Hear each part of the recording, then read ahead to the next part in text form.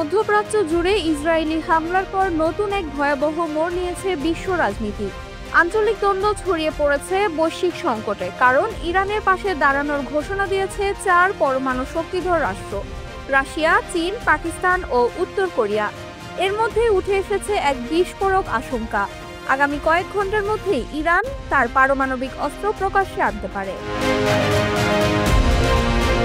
বিশ্বের আলোচিত প্রতিরক্ষা প্রযুক্তি আয়রন ডোমকে অনেকদিন ধরে ইসরায়েলে অজেয় প্রতিরক্ষা স্তম্ভ হিসেবে ধরা হতো, কিন্তু ইরানের চালানো সর্বশেষ হামলায় সেই প্রতিরক্ষা ব্যবস্থাও ধূলিসাৎ হয়েছে।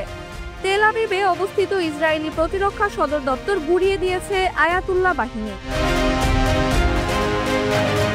ইরানের সর্বোচ্চ নেতা আয়াতুল্লাহ আলী খামেনি সরাসরি হুঁশিয়ারি দিয়ে বলেছেন, ইসরায়েল এমন এক ভয়ানক অপরাধ করেছে যার শাস্তি তারা পাবে।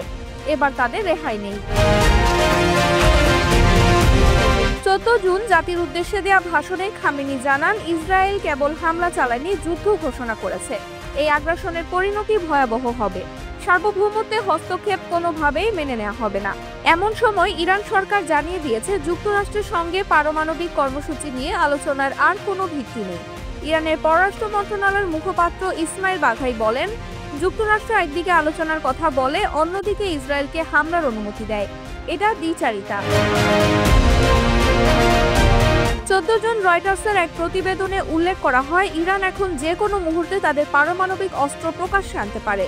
এদিকে টুইটার ও ফেসবুক সহ বিভিন্ন সামাজিক মাধ্যমে ইরানপন্থী একাধিক অ্যাকাউন্ট থেকে দাবি করা হয়েছে, আগামী কয়েক ঘন্টার মধ্যে ইরান পারমাণবিক অস্ত্রের পরীক্ষামূলক ব্যবহার শুরু করবে।